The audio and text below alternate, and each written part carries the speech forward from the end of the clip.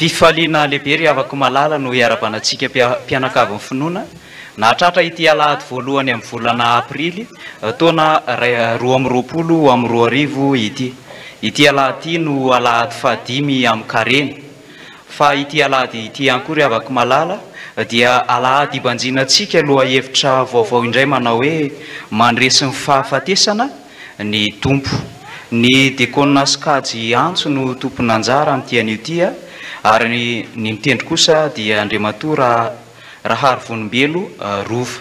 Iomana ampoampanay isika ry havako malala hiatrika izao fanompoam-pivavahana izao. Atao vonina eo ampelantanantsika ny salamo fa 770 ny andininy voalohany ka hatramin'ny andininy fahaenina ary ny hira fa araiky amin'ny 70 ny andininy voalohany sy ny andininy fahatelo. Andeha hitsangansika ry havako malala itera sy ankalaza amin'ny voninahitra an'Andriamanitra. Ho aminareo ny ry havako malala amin'ny fahasoavana sy ny fiadanana avy amin'ilay ankehitriny sy taloha ary ho avy ary avy amin'ny Jesosy Kristy vavolombelona marina sy lamatoa amin'ny maty ary lehibe mpanjaka ny tany. Amen. Andeha iombona ampanao salamo isika idera sy ankalaza ary amin'ny voninahitra an'Andriamanitra manao hoe mity ahafantanana ary firenena rehetra miobio an'Andriamanitra fa Jehova no avo indrindra ka tokony atahorana mpanjaka lehibe ambonin'ny tany rehetra izy mandresy ny firenena maro izy ho ambanintsika ary ny firenena samihafa ho ambanin'ny tongontsika mifidy ny lovantsika ho antsika izy dia ny voninahary Jakoba izay tiany.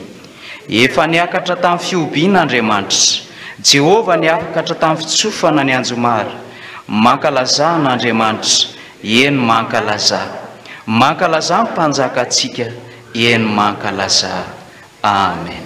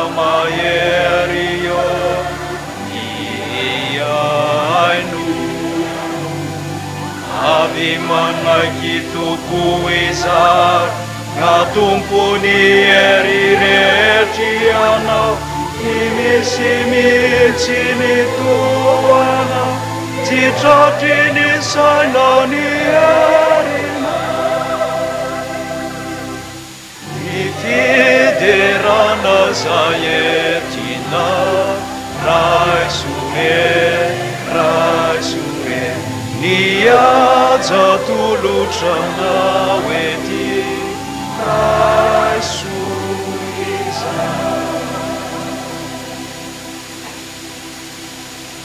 iombona ho amivavaka isika ry avana ry jesosy mpanjaka malazo midiera sy mankalaza ary mamevonahitra anao izahay fa miendrika ankalazainy ianao satria anao avokoa ny fahefana rehetra any an-danitra sy ety ambonin'ny tany ary izao rehetra izao dia nananao fahefana.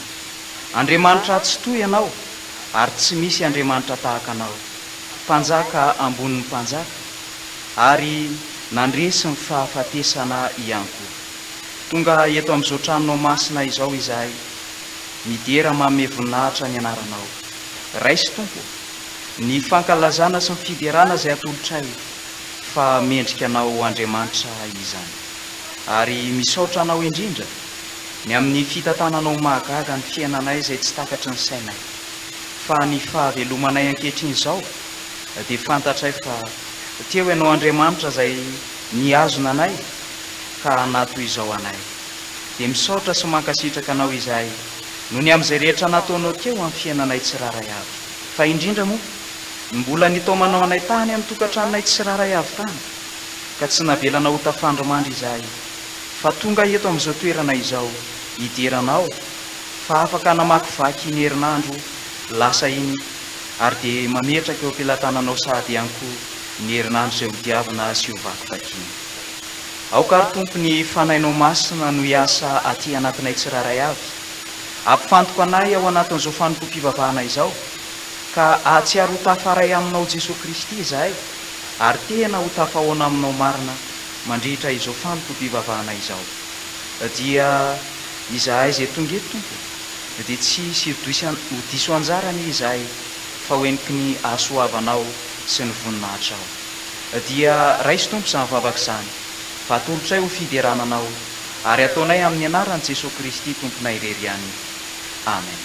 Mahazo toerana ry avako.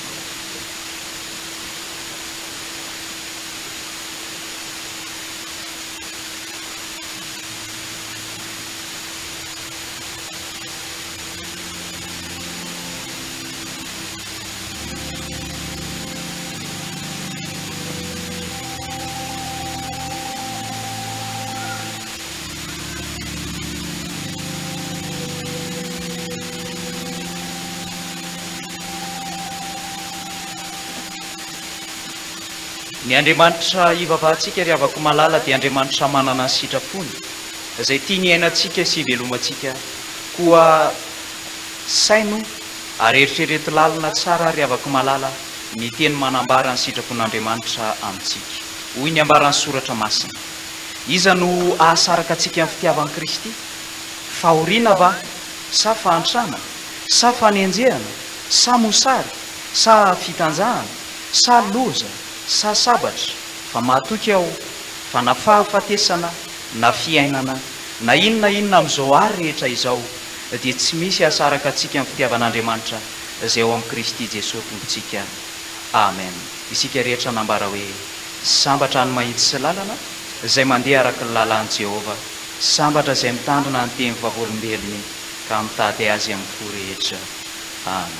Nira fahenina 27 ny andininy faty.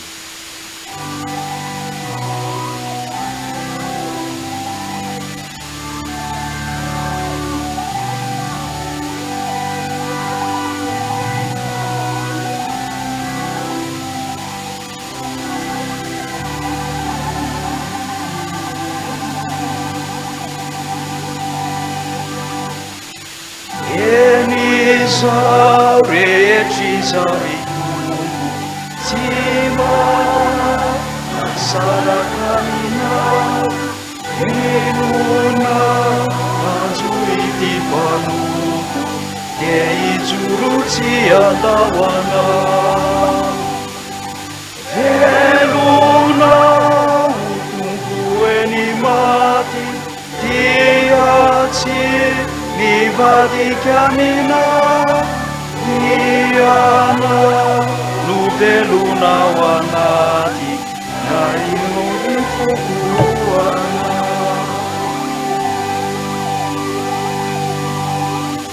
Eo anatrehan'izany sitrapon'Andriamanitra izany dia afaka malala na dia miteny tokoa raha ny soratra masina hoe tsy tokony hisy hasaraka antsika amin'ny fitiavan'Andriamanitra, ary na dia izany aza mivetsivetsika amin'ny alalan'ny hira hoe nao velontsika nao faty dia tsy hasaraka antsika amin'ny fitiavan'i Kristy. Dia indraindray misy ihany zava-nitranga eo amin'ny fiainana mahatonga antsika ho tafasaraka amin'Andriamanitra. Andeha eky ny tsy fahatanterantsika ka hanaraka ao am-pontsika izao tonim-bavaka izao hivavaka isika. Eo anolohan'ny sitraponao izay tianao iainanay sy velomanay ny Tompo Andriamanitra rainay. Matetika tokoa indraindray dia miredareda ny fanantenanay. Rehefa mahatsiaro ny fitiavanao mahagaga izahay dia toa tsy hisy ampisaraka anay amin'izany fitiavanao Andriamanitra izany. Kanefa indraindray eo anolohan'ireo zavatra maro samihafa mifamaofa eo amin'ny fiainanay dia toa tafasaraka aminao Kristy izahay.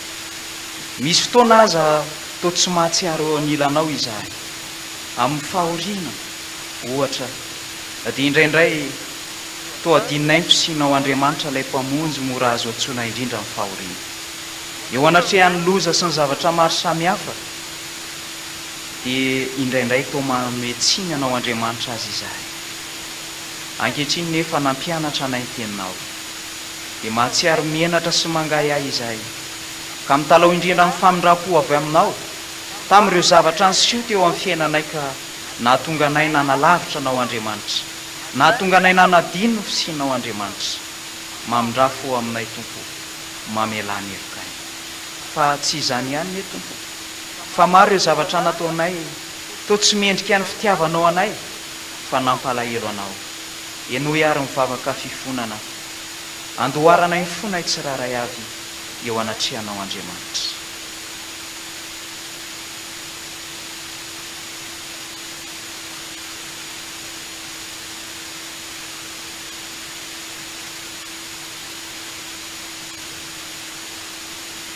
Fantatray fa ny Andriamanitra ivavahanay dia Andriamanitra mihaino vavaka, ary ny fotoritory sy mangorakoraka dia tsy mba hataonao tsinitsinina Andriamanitra.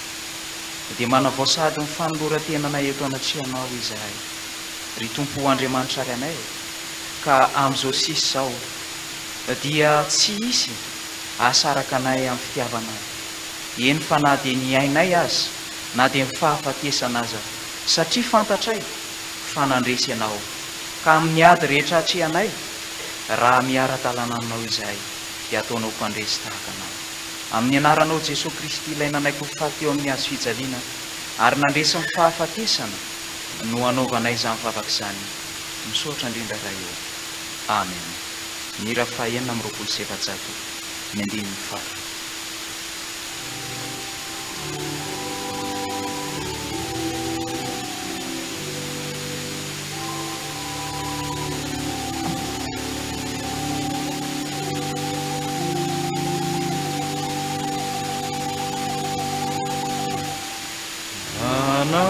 Anantunana ribe indrafo ny olo mantrany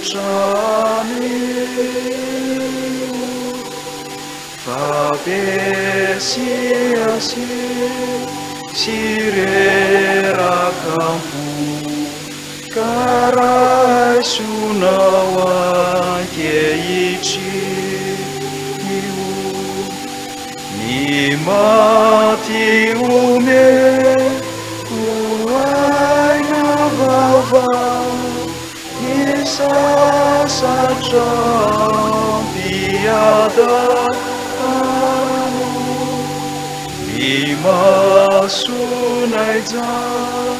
mamazava nirufini funai sitra.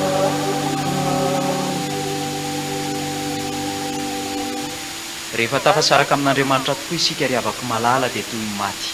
Kanefa noho ny amin'ny fifonatsika dia mandray izany fifonatsika izany izy ary manaiky indray hanome aina vaovao antsika tsiraray avy. Koa raiso amin'ny finoana sy amin'ny fanantenana ny teny famelan-kely koa atolotro ny Tompo amintsika. Andeha haritsangana ny fiangonana.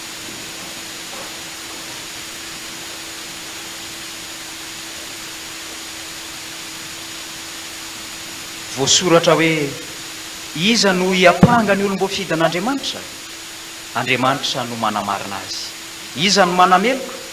Kristy Jesoa no efa maty, eny nitsangana tamin'ny maty koa ka mitoetra eo ankavanan'Andriamanitra ary mifona ho antsika. Ary amin'izany dia tsy misy fanamelohana ho an'izay ao amin'ny Kristy Jesoa. Amen. Ko ampifaliana ry avako malala no anambarana fa voavelany elokareo no ny anarany masina. Aleloia. Midy ranto fa voasoratra hoe sambatra ny olona izay voavelany ery sy voasarina ny fahotana, sambatra ny olona izay tsy sain'i Jehovah eloka ary tsy misy fitaka amin'ny fanainy. Amen. 7:7 ny andininy voalohany sy ny andininy faharoa. Andeha irayntsika fifaliana izany mihitsy.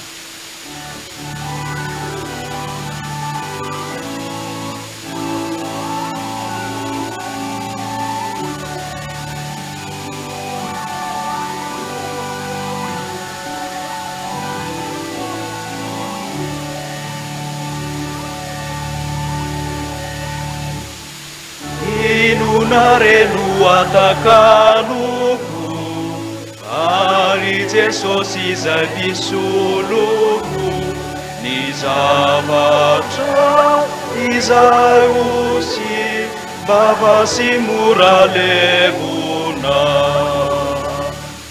ambola anjony tioneto ka tsy maty ny jiro ao Jesosy soloako na inona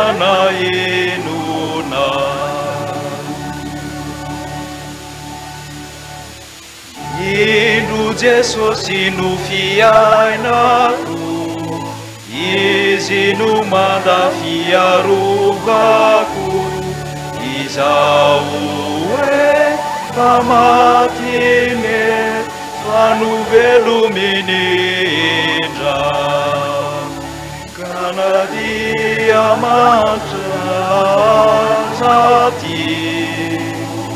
katsimbolana findra uwari Jesosy no anjaraku kaizareisa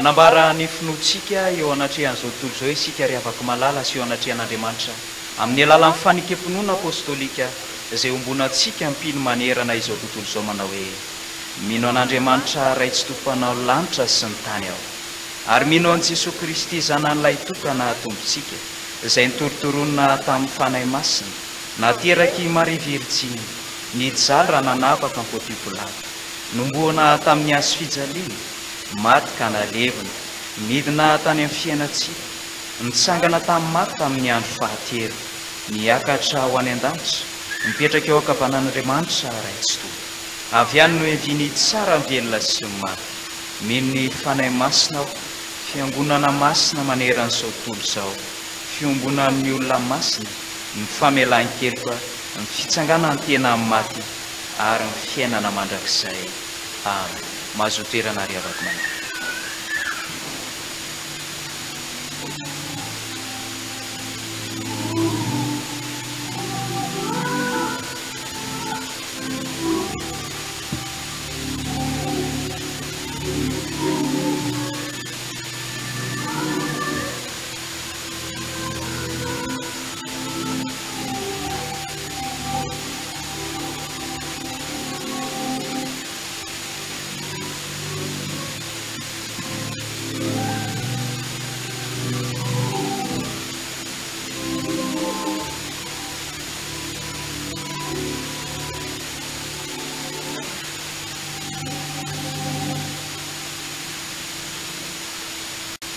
Tonga eo amin'ny fotoana izay ankalazana ny ten'Andriamanitra isika ry avako malala anomboantsika izany ny fotoana ho an'ny ankizy sy ny tanora mialohan'ny tsanganan'ny tompony anjara dia hanana ny anjara irany ny zanantsika ao an-tany ketsy.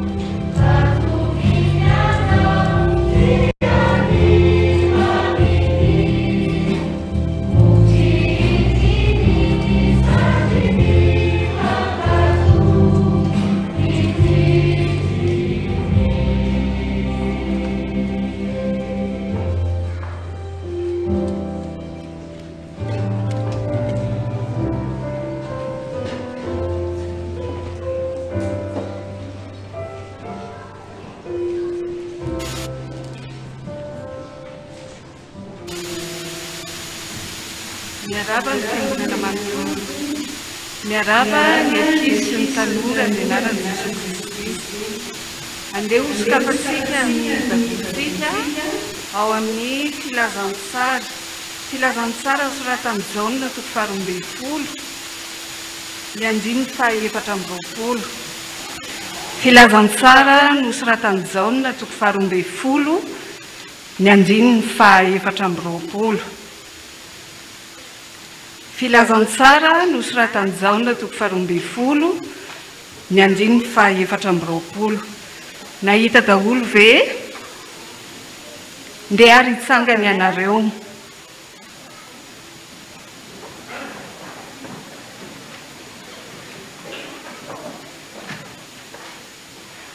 Ovakitsika ny voasoratra amin'ny anaran'i Jesosy.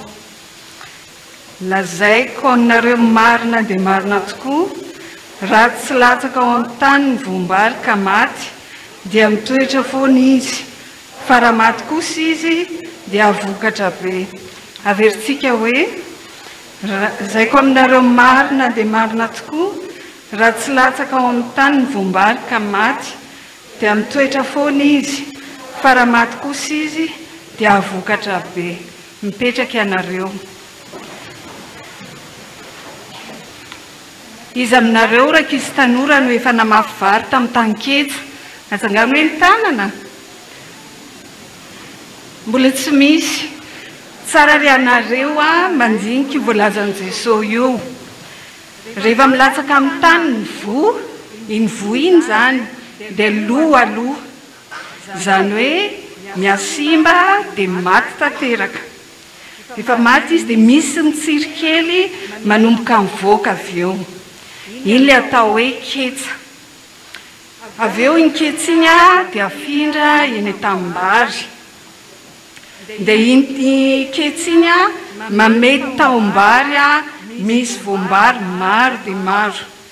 Izany hoe ilay voambary iray monja tamin'ny voalohany zany dia lasa nahazo voambary aman-jato. Raha tsy maty zany iny voambary iray iny dia tsy ahazo vary betsaka isika.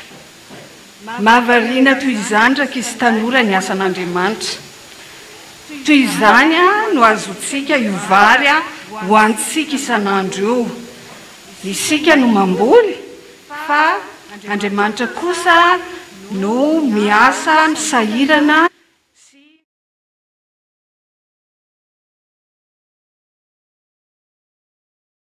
sakafo fataperina tsara izay omeny ray aman-dreny eo ambony vilia.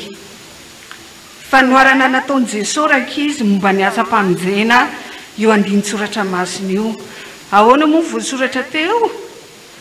Lazaiko aminareo marina dia marina tokoa, raha tsy latsaka ao amin'ny tany ny voambary ka maty, dia mitoetra foana izy. Fa raha maty kosa izy dia avokatra be. Ina ny dikan'izany? Dikan'izany hoe ny fahafatesan'i Jesosy dia mahatonga fahavelomana ho an'ny olona maro izay no azy. Isika izany, izaho, ianao, dia anisan'izany raha tena mety tokoa. Izany no antony ampianarana antsika ankizy tanora ny tenin'Andriamanitra. Aty am-piangonana, eny mety ho any ihany koa. Izy aminareo ary izao mba manao fotoam-bavaka fohy any an-trano. Atsangano hoe ny tanana. Tsara. Tohizana ho an'izay efa nanao. Raha mbola tsy nanao kosa dia ianao ankizy sy tanora manomboka izany androany hariva. Aza menatra. Ao isika tsy menatra fa Jesosy momba antsika. Fiainana tsara rankizy miaraka amin'ny Jesosy. Satria ny antony hahatongavany eto tany dia hamonjy ny lalao azy hananana ny fiainana mandrakizay. Mety misy zavatra mahasosotra indraindray. Nefany miara-miasa ireny ahasoa fahazamana. Dia tsara ihany koa isika satria nampanangan-tanana tamin'ny voalohany hoe iza nefa namboly vary mbola tsisy, dia tsara isika manao fanandramana kely amin'ny vonakotry. Rehefa ny trano mba atao hoe dia anontaniantsika ho hitantsika rehefa manaraka. ina tsara moa le voasoratra andinsoratra masina ho antsika androany ao amin'izao na toko faharoambe folo ny andiny fahaefatra amby roapolo lazaiko aminareo marina dia marina tokoa raha tsy latsaka ao amin'ny tany ny voambary ka maty dia mitsohitra foana izy fa raha maty kosa izy dia avokatra be ho an'Andriamanitra irery ny voninahitra amen. Hivavaka isika dia izay vavaka ataony zoky dia averinareo. Jesosy misaotra anao aho fa ty ahy ianao, maty ho ahy ianao, voninao ino sy anaraka anao, tsy mahavonjony tenako aho fa milanao. Amin'ny anaran'i Jesosy, amen. Fito amin'ny dimampolo sy telonjato ny andinin'ny voalohany sy ny faharoa dia hitsangana ireo tompona anjara ao amin'ny vavaka sy ny famakiana amin'ny sesy ny soratra masina.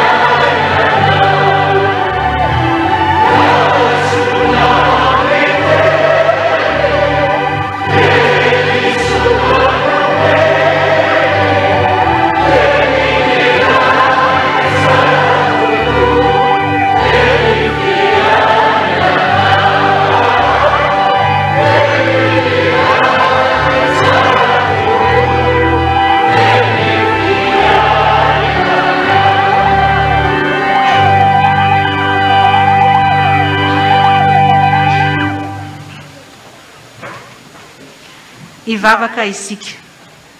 Andriamanitra renay io, renay ianao amin'ny alalan'i Jesosy Kristy zanakao tomponay. Misaotra anao izahay fa mbola manana anjara amin'ny teninao amin'ity anio ity. Ankehitriny tompo, hitsangana mifandimbeto ireo mpanomponao amaky ny tenin'ny soratra masina. Ny fanahinao Jesosy hitarika azy ireo ahatonga ny teninao ho voavaky mazava tsara. Ary ny mpanomponao izay hitondra ny hafatrao ihany koa mbola matoky ny fanahinao izahay hiaraka aminy ampiteny azy mba hahatonga ny teninao ho voafafy amin'ny mpanomponao izay miaino.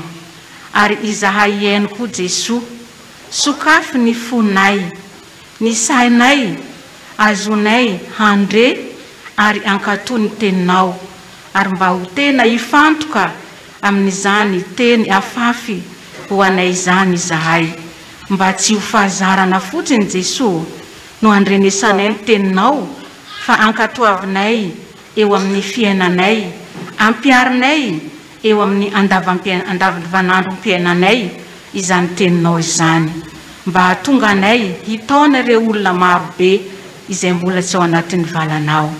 Dia atao votany lonaka tompo ny fonay ka hitombo 30 eny, hitombo 80 eny, hitombo 100 eny ny teninao ka mba tena aniry anatin'ny fonay izany teninao izany. Ary miara lalana aminay ianao Jesosy mba azonay anaiky ny teninao dia amin'ny anaranao Jesosy Kristy ilay tompony teny tonga nofo nanaovanay izany vavaka izany amen.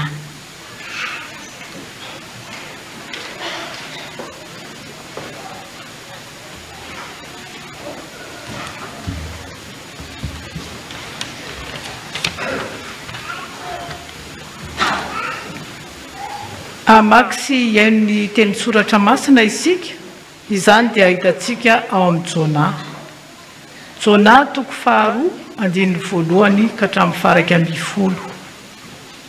Jona toko 4:1 ka hatramin'ny faraka 10.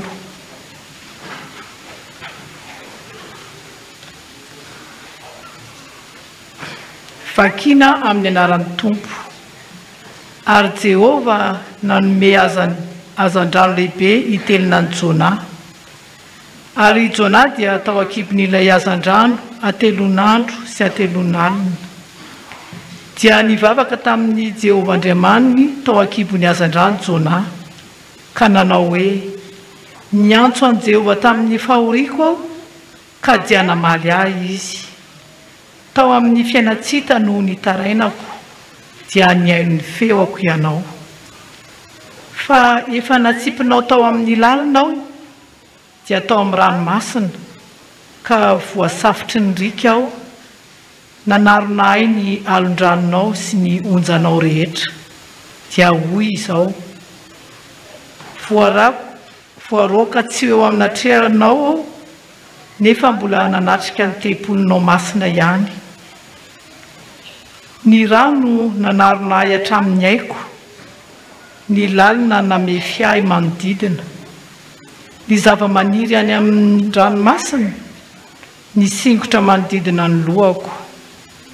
Tafalatsaka tany amin'ny fanambanin'ny tendrombohitra aho, ny hidin'ny tany nanidy ahy mandrakizay. Nefa nampiakatra ny haiko avy tao andavaka ianao Jehova Andriamanitro.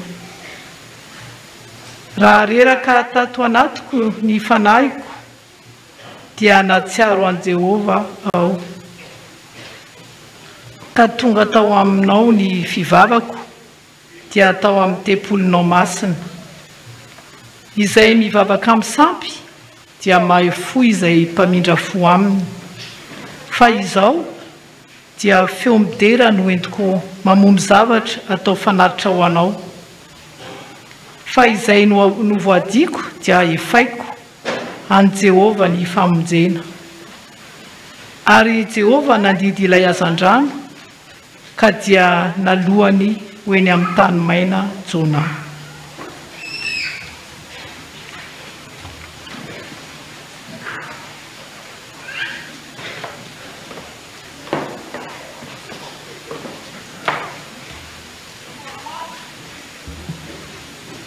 Filazantsara araka Matteo toko 20 andiny 17 ka hatramin'ny 19. Matteo toko 20 andiny 17 ka hatramin'ny 19.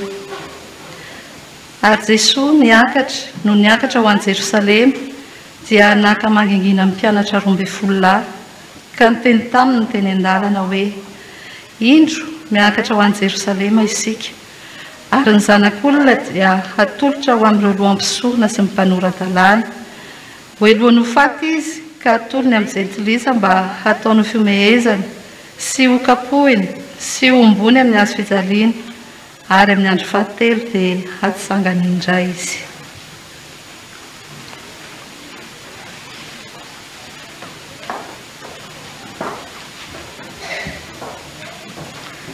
Apokalipsy toko 1 andiny 17 ka hatramin'ny 20. Apokalipsy toko 1 andiny 17 ka hatramin'ny 20. Ary raha nahita azy aho dia laviny ankohaka tahaka ny maty teo anoloan'ny tongony. Fa izy nanendry ahy tamin'ny tanany ankavanana ka nanao hoe aza matahotra.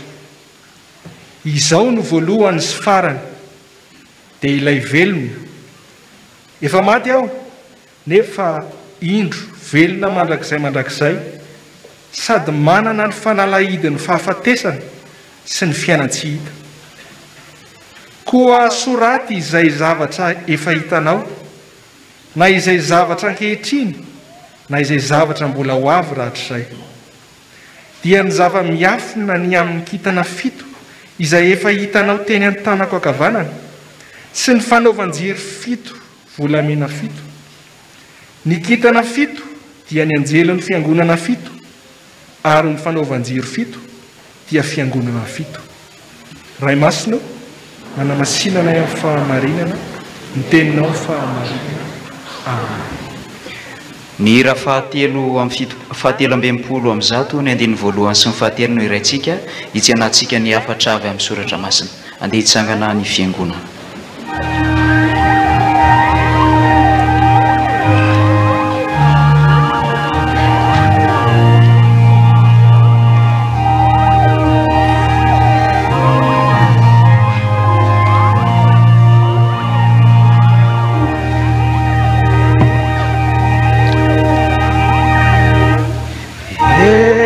Jesosy tokitsika tompony fiainana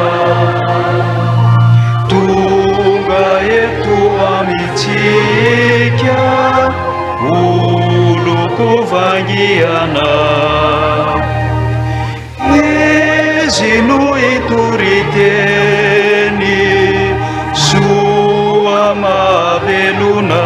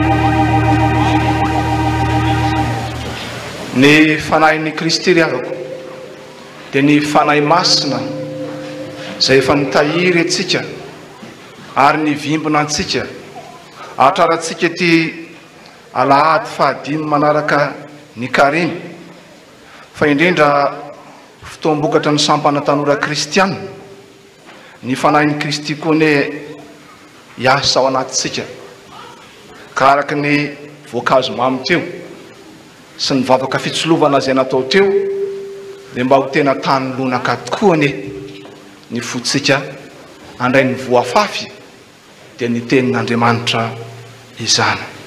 Ny tenin'Andriamanitra riavako izay fampaherezantsika an'io dia arak'izay nivakin'ny mpanompony teo ato amin'ny filazantsara araky ny Matio toko faharoapolo ka ny tapany faharoa amin'ny andinin'ny fahavalo ambin'ny folo sy ny tapany farany amin'ny andininy fahasivy ambin'ny folo. Matio toko faharoapolo ny andininy fahavalo ambin'ny folo tapany faharoa sy ny andininy fahasivy ambin'ny folo tapany farany manao hoe ary ny zanak'olona atolotra ho amin'ireo lohan'ny mpisorona sy ny mpanoradalàna dia hoe lohany ho faty izy ary amin'ny andro fahatelo dia atsangana indray izy. Tena miasa tokoa ry havana ny fanahy masina fa raha nanaraka tsara ny fanimpoko vavahantsika hatrany am-pendohany indrindrindrindra fa ny voankazo mamy sy ny tolombavaka maro samihafa dia tena mifamatotra tokoa ny afatr'Andriamanitra satria voalaza teo mandrakariva ny fisian'ny tany zay endriky ny fotsika olombelona sy ny fiainatsika ary ny fisiny ny voafafy zay antenain'Andriamanitra mba hitsiry na amin'ny tany ketsy zany na amin'ny tany lonaka zany fa indrindra fa ny fotsika.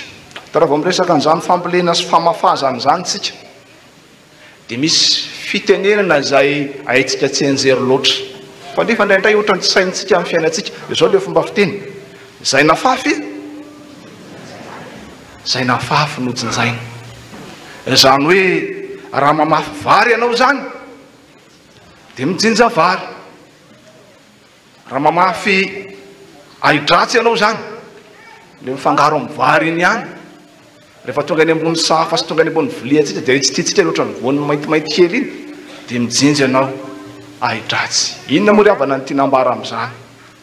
Rehefa mamafy zavatra tsara ianao na manao zavatra tsara ianao dia tsara ny fiafaran'izany.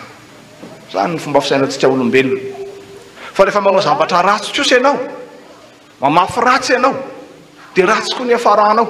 Normal zany amintsika olombelona, fa tsy zany anefa no niatra tamin'i Jesosy ry havako.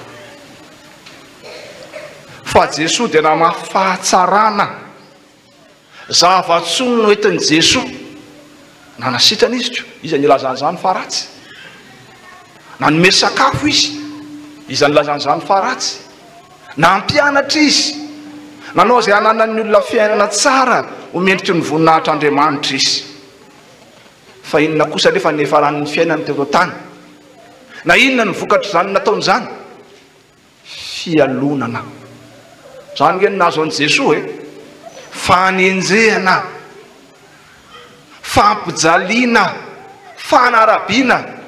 Zany nahazo an'i Jesosy, namafy voatsara Jesosy fa ratsy ny navalon'ny olona azy sy ny efaran'ny fiainany teto tany.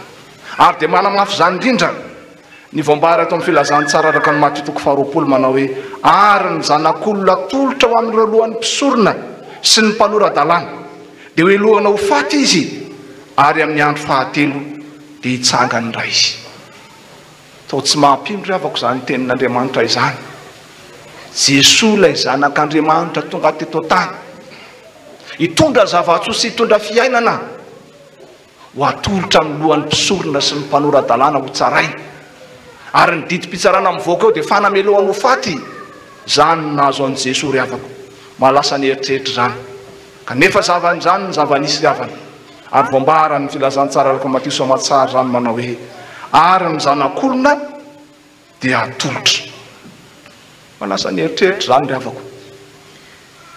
Matetika tsika rehefa misy loza mandindona atsika,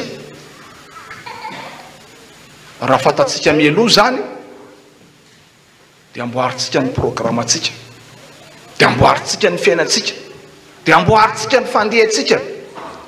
Fa matoa efa tany domondozy sika ka mbola miroso ihany dia nasika izay terena ka tsy afa manoatra amin'ny zava-misy. Fa Jesosy ry havako, le ambaran'ny Matteo eto hoe zanak'olona, zanak'olona izy satria sady Andriamanitra izy no olombelona. Zany ny maizy azy an'i Jesosy. Jesosy eto ry havako dia tsy noterena, tsy novozonana hiatrika ny sarotra fa natolotra izy ary nanaiky ho atolotra zany tompontsika izany. Ary Jesosy raha teo moa nefa milazany zany, milazany zavatra hitranga amin'ny vatantenany izy fa ho atolotra Jesosy. Sady olombelona ny tompontsika ry havako, no Andriamanitra izy ka mahalala ny zavatra rehetra. Fantatro ny tompony ho avy satria sady tompon'ny fotoana izy no tompon'ny tantara izy. Ho aho zao ny ankehitriny ny tena fantatro, efa manomboka amin'ny tompony taonako na ny lasa ara efa maro ny tsy tadidiko. Fa zany ho avy zany dia mbola baraingo eo amin'ny fiainako zany, fa tsy fantatro ny amin'izay ho avy. Fa ny Jesosy tsy mba tahaka an'izany ry havako, fa mianjaanja eo anatrehany avokoa ny fotoana rehetra, na ny ankehitriny na ny lasa na ny ho avy, mianjaanja eo anatrehan'ny tompo zany satria Andriamanitra mahalala ny zavatra rehetra izy ka tsy mety ho tratra ny tampoka. Amintsika fitenitsika malagasy hoe tampoka tsy mahalehilahy, dikan'izany dia zao na lehilahy renao mba mety ho tratra ny tampoka ihany. Fa i Jesosy tsy mba tahaka an'izany mihitsy, fa mahalala ny zavatra rehetra izy ary tsy tapohan-javatra na inona tsy tampoka tamin'ny azo fijaliana, tsy tampoka tamin'ny fivadihan'ny mpianana, fa efa fantany meloa zany ary efa tafiditra ao amin'ny drafim-pamonjen'Andriamanitra ny amin'izay anolorana ny tompo sy ny amin'izay zavatra hiatra rehetrarehetra aminy. Mariana tsara ry havako, fa tsy voasambotra i Jesosy fa natolotra izy, zany hoe efa nisy finiavana tamin'Andriamanitra ary efa nekeny Jesosy soamatsara zany ho atolotra izany. Tsy ny miaramila na ny fahavalo no mahay na manana tetikady maty-paika, fa i Jesosy mihitsy no nanaitry ho atolotra, satria efa tonga ny fotoany dia ny fotoam-pamonjena izany.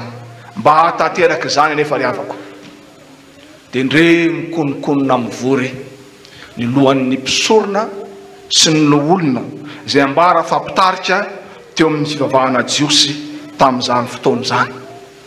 Tsy mba dinidinika hitsatsahana izay ampandrosoana ny fiangonana na ampandrosoana ny fiainam-panahan'ny olona, fa ny dinidinika izay nataon'izy ireo dia ny hoe ahoana ny amin'ity Jesosy ity, ahoana no amaranana ny fiainany, ahoana no amongorana azy, ahoana no atao mba tsy atsiarovan'ny olona intsony ny fampianarana izay nataony. Zany ny antoko ilay dinidinika ry havana, anafoanana ny amin'ny Jesosy sy ny tantarany zay rehetra nataony. Dia mampieritreritra tokoa zany ry havako, olona mpivavaka, olona mpitarika no mikaondo tahaka an'izany. Marina fa efa fantatra ny tompony zavatra rehetra, marina fa efa fantatra Andriamanitra planin'Andriamanitra ny amin'ny jalian'i Jesosy, kanefa loza an'izay avin'ny fanafotoanana ho ny soratra masina.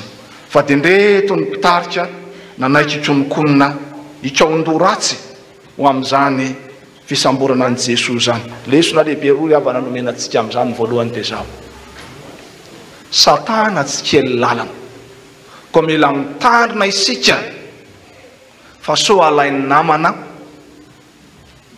ka ampikorotana ny fiangonana na tsy hampandroso ny fiangonana. Fa zay ny tanjony devoly tsy manana tanjona hafa fa tsy hatateraka ny fitoriana ny filazantsara, ny tsy hampilamina ny fiangonana, zany ny tanjony devoly.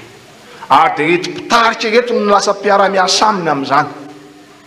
Dia aza manao anao hoe ka zareo nge no tsy ampy finoany, zareo anie no adaladalaka ta hiaraka amin'ny ratsy, fa tsy kely lalina ny ratsy ary fetsy Satana. Tsy mitady olona hafa nivelan'ny fiangonana izy, tsy mitady olona tsy pino izy isolo tena azy amin'ny asa ratsy aty anatin'ny fikambanana sy ny fiangonana, fa ny olona efa ao anatiny ihany no ataony amin'izany. Ka mila mitandrina sika ry havako, so isika ao nalain'ny Satana ho namana tsy hampandroso ny filazantsara. Fa Jesosy ary dia efa tojo-toe-javatra tahaka an'izany, ny mpianany ihany, ny tao anatin'ny fikambanana izay noforon'ny Jesosy ihany milalain'ny Satana namana ka nanolorana ny tompo. Fa ny zavatra faharoa ry havana dia izao, raha ny zavatra iainantsika amin'izao fotoana izao dia tena mampisento. Na ho anareo reny mpianakaviany zany, na ho antsika ray mpianakaviany zany, anahoana ny raha-pitso, inona indray no atokona to misondrotra zato misondrotra zaroa, inona ny vokatry ty ady manerana zao tontolo zao ty amintsika, anahoana ny fanabeazana ny ankizy sy ny tanora, anahoana ny fiainantsika. Fa zao tenin'Andriamanitra zao ry havana dia mampitraka antsika, satria ny Andriamanitra ivavahantsika dia Andriamanitra tompon'ny tantara, tompon'ny fotoana, mahalala ny lasa sy ny ankehitriny, fa indrindra no avy. Aza kinona mikisendrasendra ny fiainanao,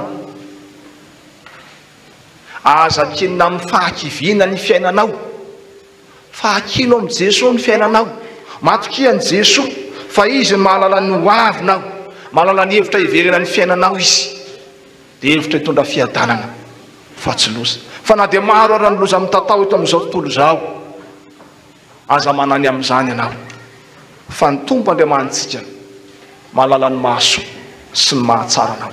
Fa natona atolotra ny tompo Andriamanitra, nanaiky atolotra izy mahalala ny zavatra rehetra izy, ka mahalala ny fiainanao ihany koa sy no avinao ko maty azy fahazativy. Ary zany raha teo no ambaran'ny filazantsara arako Matio manao hoe ary ny zanak'olona atolotra ho amin'ireo lohan'ny mpisorona sy ny mpanoro adalàna dia ho elohiny ho faty izy. Zavatra faharoa dia zao, i Jesosy zany tsy hoe atolotra ihany na ho avela voasambotra ihany, fa i Jesosy dia atolotra ho faty. Misy karaza fivavahana sasany ravana zay mivoy hoe Jesosy zany tsy voasambotra sady tsy maty teo ambony hazo fijaliana fa sinema ihany iny, fahagagana ihany iny, fa tsy teo Jesosy ary tsy nijaly teo izy fa nialany izany. Fa ny filazantsara ry havana, ary zany ny fototry ny filotsika kristianina dia fantatsika tsara fa i Jesosy dia maty teo ambony hazo fijaliana. Fa ny mahagaga dia izao, tsy maty foana Jesosy na maty noho ny adalany Jesosy, tsy fa vokatry ny didim-pitsarana zay navoaka ny olombelona na faty an'i Jesosy. Maty Jesosy, nomelohany Jesosy satria manelingelina ny mpitondra fivavahana tamin'izany fotoana izany ny fampianarana, ary nahatsiaro izy ireo hoe niendanja ny fahefana, niendanja ny fitiavan'ny olona azy. Fa izany tokoa moa ny zavatra mitranga ry havana. Jesosy nanasitrana olona, Jesosy namoky ny olona tsy omby 5,000, Jesosy nanangana ny maty. Maro ny zavatra nataon'i Jesosy ka ny famafao tamin'ny vahoaka izy dia mamioditra tamin'ny vahoaka izy. Ary zany nampanahy andreto mpitondra fivavahany reto ka natonga azy ireo ikaondoha hoe andao fararany amin'ny Jesosy ity. Fa raha mbola mitoy izao, tsy tian'ny olona tsonitsika, tsisy mpiaino tsonitsika, iendantsika, fa indrindrindrindra natahotra izy ireo hoe sao izy fiatraikany amin'ny fanjakana Romanina izao, satria ny fanjakana Romanina dia nametraka tamin'ireo mpitondra fivavahana Jesosy hoe anjaranareo ny mandamina ny fiarahamonina araka ny fombanareo. Ka raha mbola mitoy izao ataon'i Jesosy zao izy ireo, dia sao ataon'ny Romanina hoe tsy voafehitsika ny fiarahamonina ka ho alany amin'ny fahefana izay nomeny antsika isika. Zany rehetrarehetra zany ry havako no nitambatra ka nanamelohany an'i Jesosy. Tsy mort naturel zany nahazo an'i Jesosy, fa noho ny fanamelohana nataon'ny reto mpitondra fivavahana ireto, fa tsy noho ny fanamelohan'izy ireo ihany anefa ry havako, fa ny eken'i Jesosy no samborina sy ho faty noho ny fahotako, noho ny fahotanao sy noho ny fahotantsika. Ny eken'i Jesosy ry havako ny ho faty tahaka an'izany.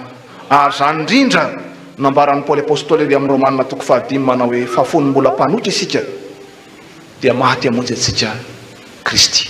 Izany hoe noho ny amin'ny fahotako isolo elokaho sy soelonao elokantsika, zany naneken'i Jesosy ho faty.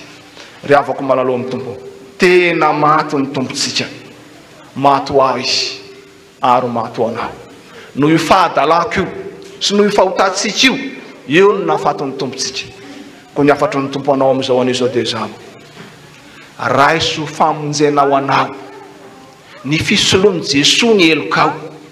Zay mihitsy ilay izy matsy, ny solo ny elokao Jesosy. Isika no tokony ho faty satria nanota sy nivadika tamin'Andriamanitra, fa neken'i Jesosy izany mba ho famonjena sy ho famonjenanao. Dia raiso ho famonjena zany. Ahoana moa zany mandray famonjena ny fahafatesan'i Jesosy zany?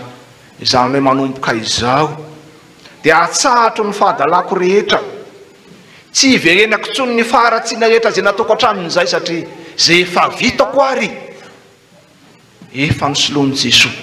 Ka raha mbola manota indray aho zany na mbola mamelony indray aho zany dia tahaka ny mamono an'i Jesosy fanondroany.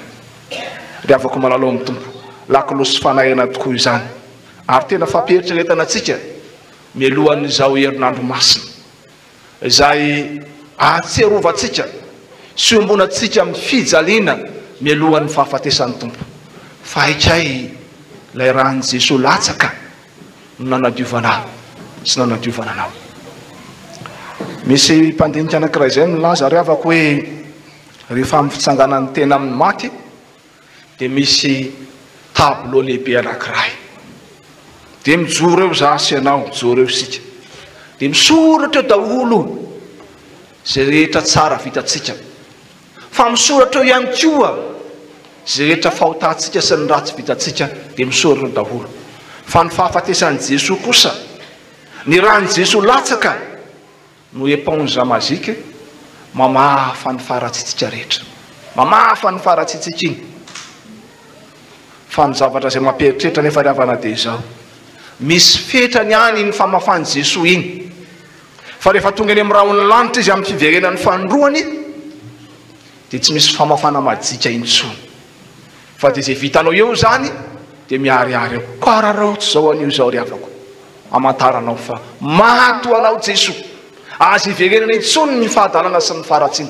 fa amin'izao sisy zao andeha ho endry amin'izay anaraka ny sitrapon'Andriamanitra ka handray ny famonjena vitan'i Jesosy ho famonjena sy fanavaozana ny fiainantsika fa ho indrindra mantsy Matio manao hoe ary ny zanak'olona atolotra ho amin'ireo lohan'ny mpisorona sy ny mpanora-dalàna dia ho elohany ho faty izy ary amin'ny andro fahatelo dia hitsangana indray izy ny zanak'olona zany atolotra ny zanak'olona atolotra ho faty fa ny zanak'olona zay atolotra ho faty dia hitsangana indray zany mahandriamanitra any Jesosy ry havako fa izaho sy anao raha maty dia ao ampasantsika sisy mananganangatra izany tsy misy fanahy mandehandeha zany tsy afaka mampitahotra isika na miteny amin'ny taranakitsika hoe mangatsika kafonosy fa rehefa maty tsika satria olombelona mofo sy rà ao ampasantsika miandro ny fandaminan'Andriamanitra fa i Jesosy tsy mba tahaka an'izany fa sady olombelona izy no Andriamanitra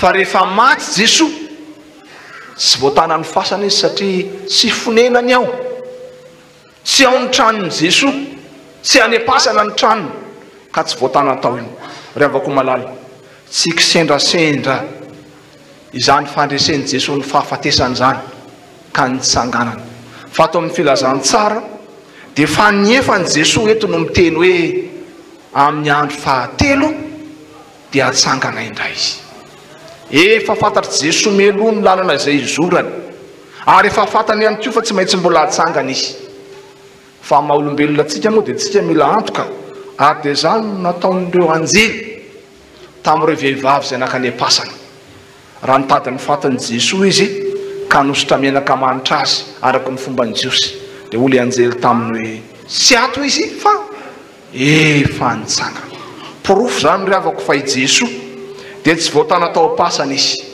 fa efa nitsangana ary nandresan'ny fahafatesany fa matoa Jesosy tahaka ny Jona izay atelona tao akibon'ny trozona matoa Jona tao akibon'ny trozona ry havana dia tian'Andriamanitra izy hitodika aminy fa misy programma an'Andriamanitra aminy mbo famonjena ny mponina tany Ninive fa Jesosy Kristy mbola manoatra an'izany ry havako fa matoa izy nanaiky ho 3 andro sy 3 alina tao am-pasana dia anehoana amintsika olombelona sarotahotra anehoana amintsika olombelona kely finoana fa tena azo resena tsara ny tahotra azo resena tsara ny fanahinany amin'ny fahafatesana sy ny fasana ny ankizy aloha dia tsy menatsiny fa raha saina mandalo any amin'ny fasana izy dia lany lavitra zany fasana zany sika lehibe koa anao mbo tahaka an'izany ko fa izao moa no ny amin'ny fahateren'ny toerana noho ny fivavongon'ny olona dia misy fasana afindra anaovana trano honenana nandray misy toerana iny amin'ny akaikina pasapito iny dia mifanakaiky mihitsy ny fasana dia ity ny trano mba tsy ilazana zavatra hafa moa zany fa i Jesosy tompontsika ry havako tena nalany tahotra ao anatintsika fefapahany tahotra miala ihany matoa sika samy manao an'izany Jesosy ry havana matota ao am-pasana izy te hanaisotra zay reto tahotra sy fanahina zay mbola ao anatintsika fa indrindra fantatro ny tompo fa olombelona no fisarahantsika ka rehefa mandalo fahorinitsika dia malemy miaina ny finotsika mangozoozo ny fanantenantsika dia nekeny Jesosy no fatao-pasana ho fampahirezana atsika hiatrika an'ireny fahoriany ireny fa azo resena ny fahafatesana ary ny inotsika rehefa avy eny amin'ny raha amin'ny lanitra Jesosy na ho an'ny avantsika fanodimandry na ho antsika izay mbola hodimandry amin'ny fandaminan'ny tompo dia tsy maintsy mbola ho atsangana tahaka an' Jesosy sika satria ny fitsanganan'i Jesosy no toko omeny atsika fa hanangana atsika ihany koa Andriamanitra. Anisan'ny fototra ny finoantsika ry havana ny fahalesen'i Jesosy ny fahafatesany. Anisan'ny fototra maha kristianina atsika izao ny alan'i Jesosy tao pasany izao. Ary zany raha toy no ambaran'i Paoly ry amin'ny Korintianina voalohany toko 10 manao hoe raha tsy nahatsanga ny Kristy dia foana ny toroteninay ary foana koa ny finoanareo. Tena zava-dehibe ry havana ny lohevitra izay banjinitsika amin'izao volana aprily izao mandresa ny fahafatesana ny tompo. Tena zava-dehibe zany fa zany no antoko ny finoantsika. Raha efa nazoto ny vavaka ianao hatramin'izay tongava mivavaka foana indrindra amin'ity volana aprily ity. Fa raha somary mbola nalainday ianao teo aloha teo ararao ty volana aprily ity ivavahanao sy andraisanao ny sotoavana kristianina fa ny maha kristianina ny kristianina dia ny fandresen'i Jesosy ny fahafatesana sy ny tsanganany tamin'ny maty. Raha resaka lalao ny resantsika dia zava-dehibe ao anatin'ireny lalao ireny ny atao hoe famarahana ny final fandresena farany fibatana ny amboara ka ny grande finale ho antsika kristianina dia ny fandresen'i Jesosy ary ny fankalazana an'izany dia ny paska izany. Tena io ny tena grande finale ho antsika kristianina, io ny tena fotoan-dehibe indrindra ho antsika kristianina. Zava-dehibe ny natokavan'i Jesosy teto tany, zava-dehibe ny nandrotsahany fanahy masina, fa tena zava-dehibe ary famatoran'ireo trangaroa ireo dia nitsanganan'i Jesosy tamin'ny maty. Ary zany nampahirezana anao ry havako, ataovy zava-dehibe ny famonjenao herinandro masina, ataovy zava-dehibe ny fatokavanao mivavaka amin'ny alahadin'ny paska, fa io ny fototra ny finoantsika kristianina ary maha kristianina ny kristianina zany fandresen'i Jesosy zany. Fa izany fandresen'i Jesosy zany koa nefa ry havana dia milaza fa na inona endrim-pahafatesana eo amin'ny fiainanao dia azo resena tsara zany rehefa miaraka amin'ny Kristy. Hatrany ny fampianarana omeny Jesosy eto dia samy manana ny endrim-pahafatesana tsika any amin'ny fiainana. Misy tsika ao anatin'ny tsy fahasalamana, zany ny endrim-pahafatesana mahazo atsika. Misy tsika ao anatin'ny tsy fahombiazana foana eo amin'ny fiainantsika, zany ny endrim-pahafatesantsika. Misy sahirana ao amin'ny fiainatokantranony eo, zany ny endrim-pahafatesantsika. Misy zavatra maro izay mangeja atsika ka tsy hahafahantsika mivelatra sy maneho ny voninahitr'Andriamanitra, zany ny endrim-pahafatesantsika. Fa miantsoa an'i Jesosy ry havako, miaraha amin'i Jesosy fa fampahirezana mo antsika indrindra izao fandresen'i Jesosy ny fahafatesany izao. Ary ny fasana aza dia tsy nahatanan'i Jesosy. Lehibe ry havana zany vato nanakatona ny fasan'i Jesosy zany, tsy voaisaka lehilahy maromaro zany fa lehibe zany, mora katony zany fa sarotra vahana, fa tsy nahatanan'i Jesosy zany. Fa ny mampalelo ry havana amin'izao vanim-potoana iainantsika izao, tompontsika velona ary ny ala tao pasana, fa mbola maro ny olona miazakazaka ny pasana mangataka fitahina. Dia larolarona amin'izao fomba sy karazany maro samihafa izao tadidio ry havana fa tsy any amin'ny maty na any amin'ny fasana mitantavana fahavelomana fa ao amin'ny Kristy. Fa i Jesosy Kristy no fiainana sy fahavelomana ao antsika. Nanaiky ho faty izy anorenana ny finoantsika mba hiainana izany fahavelomana izany. Nanaiky ho faty Jesosy anehoana amintsika fa azo resena ny fahavalo farany dia ny fahafatesana, ny tahotra sy ny firongony rehetra. Fa raha sanatria ry havako, dia ho sanatria avy. Raha sanatria ka mbola voagejany tahotra ianao, raha sanatria ka mbola mitonatonana any amin'ny fasana ianao mitady famonjena sy fiainana, raha sanatria mbola manany amin'ny hoavinao ianao sy ny ampitsonao, raha sanatria mbola tsy azonao antoka fa manana toerana ianao any amin'ny fiainana mandrakizay, antso anao zao tenin'Andriamanitra zao, antso anao zao nandresen'i Jesosy ny fasana sy ny tsanganany tamin'ny maty izao. Ekeo anao koa ny fandresen'i Jesosy fa afaka mampandresa anao izy, afaka mampandrisy ny fiangonana izy ary efa zany raha teo ny Jesosy tompontsika raiso amin'ny finoana zany fandresen'i Jesosy zany fa ny finoana sy ny fahatokina azy zany no andrasan'i Jesosy amiko sy andrasany aminao dia hisitraka ny fiainana sy ny fandresen'ny Kristy anao ka na inona lentany finoanao na inona mety tsy fahatanterahanao matokian'i Jesosy ny teniny fa hoy ny tompo amintsika manao hoe izay mino aho na dia maty aza dia ho velona indray ary zay rehetra velona ka mino aho dia tsy ho faty mandrakizay. Amen.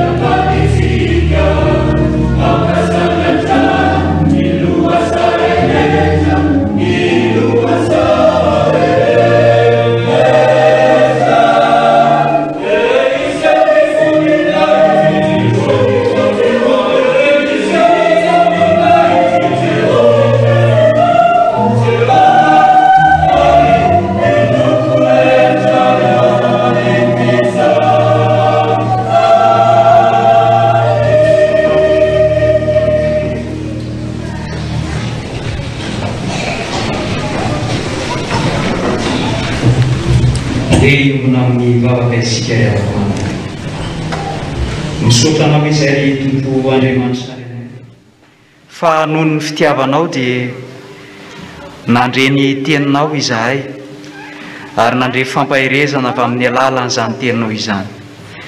nandre afatra hoentinay mamakivaky ihany koa ny herinandro izay hotiavinay sy ho vakivakianay. Maty teo amin'ny azo fijaliana ianao Jesosy, tsy noho ny zavatra nataonao na nafafinao fa noho ny amin'ny fahotanay. Tsy natolotra fa nanolo-tiana ary tsy etaeta amin'ny mpanorandalàna sy ny mpisorona izay nanaiko ho ampiasain'ny devoly, fa tena planin'Andriamanitra mihitsy mba ho famonjena anay. Misaotra Tompo noho ny amin'izany rehetra izany, ary ny fanainao masina ny ny asa ty anatinay, mba aizanay mitandrina fandrao manaiky ho ampiasain'ny devoly izay ka hanimba ny fiangonana sy amerina mantsika anao Jesosy indray eo amin'ny azo fijaliana amin'ny alalan'ny fahotanay.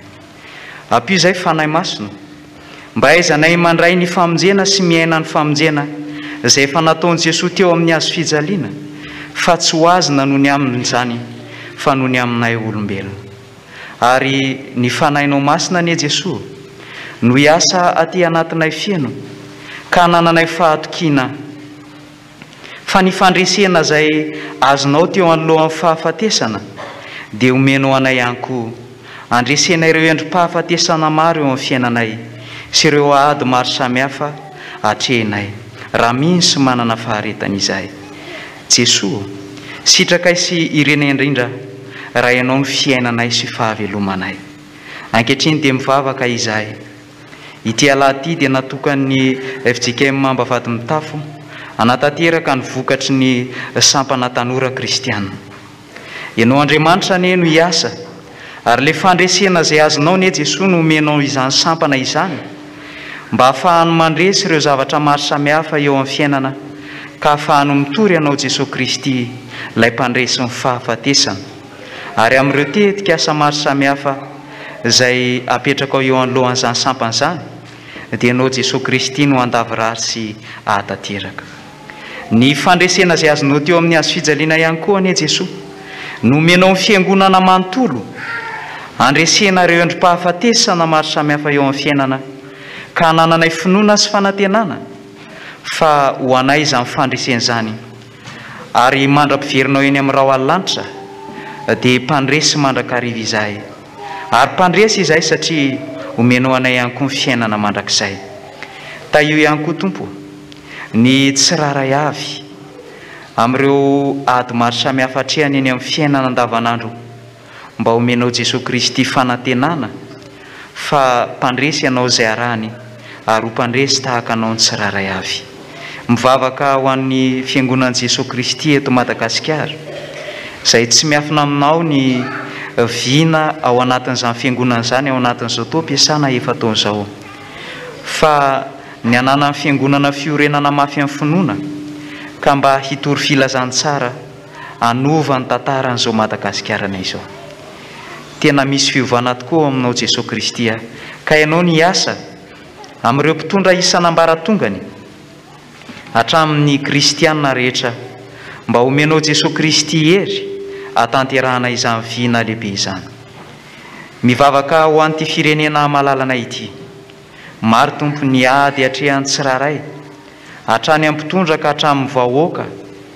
Ianao Andriamanitra anie no hiasa amin'ny alalan'ny fanahinao masina hitaridalana ny tsiraray avy mba hanananay fandresena miaraka aminao Jesosy Kristy na inona ady tsy maintsy hatrehana. Dia mivavaka manokana Tompo ho an'ny ray aman-dreny mpitandrina izay natokanao hitondra sy hanyondronao eto amin'izao fiangonana FJKM Mambavady Mitafo izao. Io sy ny ankohonany mba omenao fandresena ihany koa, ary ianao Jesosy Kristy ny asa aiza manatanteraka sy mandavirary ny iraka izay nampanaovinao azy eto amin'izao fiangonana izao. Omenao hery, omenao tanjaka, omenao fahasalamana. Maro Tompo ny zavatra tiana hoentina mbavaka eo anatrehanao, fa izahay tsiraray avokoa ny hainga tany amin'ny tokantranonay tany dia nisy etaetanay sy fanirinay. Ianao mivavaka mangina anehoanay mifangatanay eo anatrehanao Andriamanitra.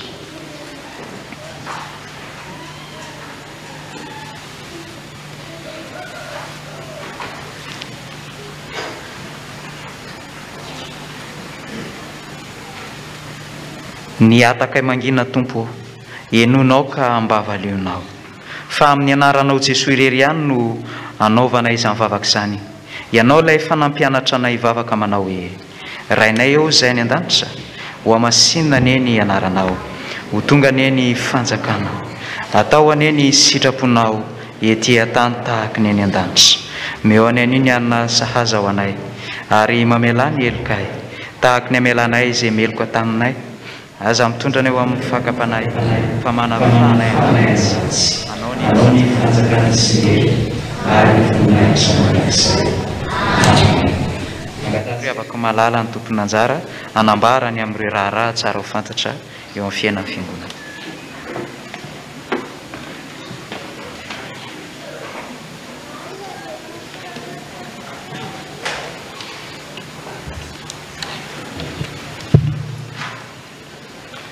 Dia tonga eo amin'ny fotoana ilazana ny raharaha ny fiangonana isika ry havana. Aorian'ireo raharaha isan-karazany dia hisy ny solontenany eo amin'ny fandarana ny vola, hanao ny tatitra ny vola rehefa avy eo. Dia hisy ny solotena hanao fanentanana samihafa avy eo amin'ny FDL, dia ny komity akany, ny STK, ny tanin-ketsa ary ny TMT, dia ny 10 minitra amin'ny fahasalamana aorian'izay. Ary ny ray aman-dren'ny mpitandrina no hanoy sy hamarana ny raharahantsika. Toy izao ny tety androntsika amin'ity volana aprily ity. Anio alahady 3 aprily aorian'izao fanompoam-pivavahana izao dia hisy ny fandraisana ny fanasan'ny tompo. Ary anio ihany koa no hanatanterahany STK ny vokatra. Anio ihany koa ry havana no hanao ny fivorena fanao ny biraon'ny fiangonana. Araky ny efa fantatsika dia tokony anio hisy ny fanofanana izay ataony ao amin'ny synode apartany ho an'ny fiangonana manontolo mahakasika ny jobily anio hariva amin'ny 3 ora tolakandro. Noho ny antony manokana nefa avy amin'ireo mpanofana dia tsy ho tanterahany izany anio fa ahemitra amin'ny fotoana izay mahamety azy. Manomboka ny alahady fa 10 aprily kosa ny herinandro masina dia mitohy ny alatsinainy ka hatramin'ny zoma amin'ny 9 ora sasany. Ny fandaharam-potoana mahakasika ny herinandro masina dia efa voninao avokoa ka iangaviana ny sampana tsirairay mba hanatona ao amin'ny fandarana mba haka ny anjarany avy. Ny alahady fa 17 aprily dia ny alahady mipasika dia manomboka amin'ny 7 ora maraina. Io alahady ihany koa no hanatanterahany FDL ny vokatra ary hanatanterahany tanin-ketsa ny fitatiavam-bolany. Ny alahady fa 4 aprily dia ny fetin'ny fahazavana. Ireo taratasy voaray avy any ivelany.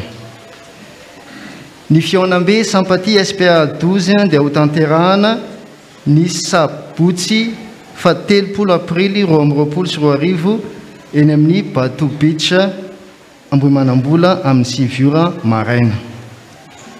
Fampatsivana sy fampatsivana tety andro momba ny SAM. Ny talata fa 17 aprily 2024 no fandraisana ny lisitry ny mpianatra hanao fanadinana. Avy amin'ny sekoly fanomanana laika. Ny tafika masina ivelany izay fanaontsika dia ho tanterahana any Manakara ny fa 12 ka hatramin'ny fa 20 Jona 2024 ho avy izao. Faritra avaratra Andohalo.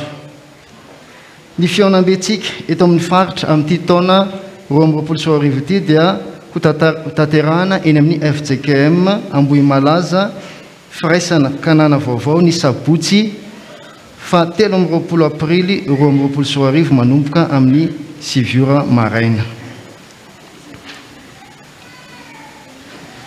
Ny fikambanan'ny renin-jaza kristianina Antananarivo dia faly manasa antsika hanatrika ny famelabelaran-kevitra etin'ny dokotera Faniry Ramahandrison, spécialiste en gériatrie avy any Lyon, mandalo eto Madagasikara, izay atao ao amin'ny FJKM katedraly Analakely ny alatsinainy fa 4 aprily 2024 amin'ny 2 ora tolakandro. Ny gériatrie moa dia mifanohitra amin'ny pédiatrie, izany hoe fitsaboana sy fitaizana ny zokiolona. Avy amin'ny sampana vondrona fototra laika sehatra fianarana mozika ho tanterahana isaky ny alahady amin'ny ray ora ka hatramin'ny 2 ora tolakandro ny fianarana manomboka amin'ny alahady anio alahady 7 aprily ho avy anio amin'ny FJKM somiavaka Philadelphia. Enim-bolana no faharitan'ny fiofanana ka 9 alina ariary no saran'izany fiofanana izany. Fifaliana ho an'ny filoha ny Brown sy ny Dorcas efatrano ny manasa atsika ho tonga hanatrika ny fivoriam-be fiaraha-mivavaky ny Dorcas efatrano ny talata 7 aprily 2024 amin'ny 2 ora tolakandro izay atao ao amin'ny FJKM ambavadin'ny tafo ny mpitandrina eny an-toerana no hanatanteraka izany fanompo-mpivavahana izany. Ekara Notre-Dame du Sacré-Cœur ambavadin'ny tafo ny Père Curé ny filan-kevitra pastoraly ny kristianina rehetra dia faly manasa antsika hifanotrana amin'ny fety-piangonana sy fanokafana ny 70 taona ny orenany ny alahady 10 aprily 2024 manomboka amin'ny 9 ora maraina. Mpandresy isika izany dia amboarakira pasika anasan'ny koralina Orom-bato Ambatonakanga antsika ampitiavana ny alahady 7 aprily 2024 amin'ny 3 ora ariva eo amin'ny FJKM Tranovato Ambatonakanga. Andrenesana hirana dika amin'ny teny malagasy sy hira noforon'ny Jacques Ramana Mirija izay mandihy ny 5 taona namoronany hira. Taratasy voaray eto anivon'ny fiangonana. Vomeran'ny fanisana mampatsiahy ny vomeran'ny fanisana fa mitohy isaky ny alahady voalohany sy 7 ny fikarakarana ny fanavaozana ny karatry ny mpandray. Manasa antsika mpandray araka izany hitondra saritapaka 2 sy ilay karatra mavokely hanatanterahana izany. Ho antsika izay mila fanazavana fanampiny dia asaina hanatona ny vomera ao an-tokotany atsinanana isaky ny alahady fandraisana. STA ilazany antsika fa ny fiofanan'ny mpampianatra sekoly alahady miaraka amin'ny pastera onja dia atao ny alahady 10 aprily 2024 aorian'ny fanompo-mpivavahana ao amin'ny akany Ralbert Daniel. Ny fanaterana ny lisin'ny mpianatra kosa izay anao fanadinana dia ho an'ny kilasy fahenina miakatra dia anarana feno no omena ary ho an'ny kilasy voalohany ka hatramin'ny 5 dia isa no omena. Miasa fia.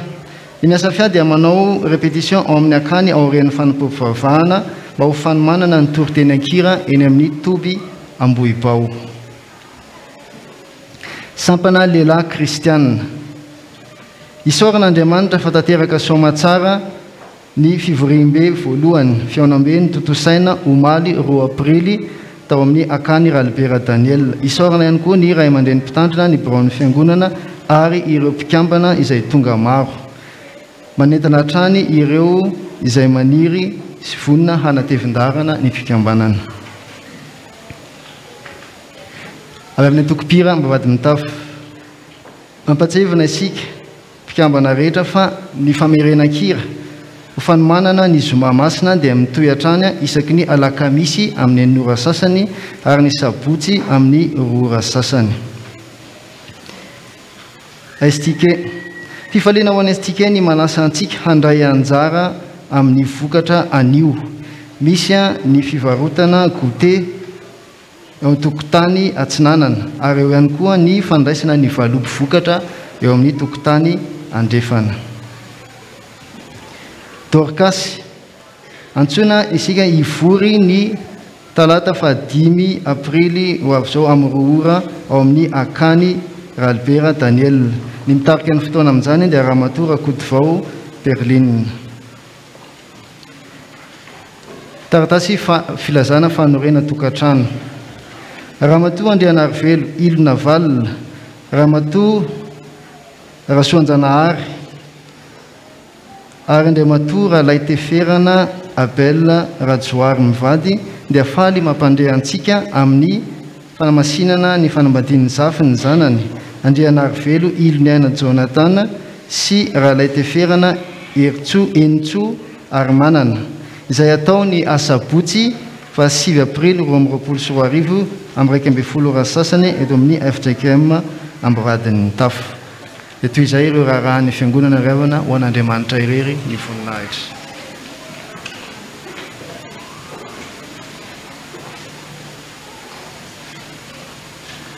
Izahay eo amin'ny fandrarana ny vola ry havana dia mbola mamerina ny fiarabana antsika ary mbola manonona fiadanan'ny tompo amintsika.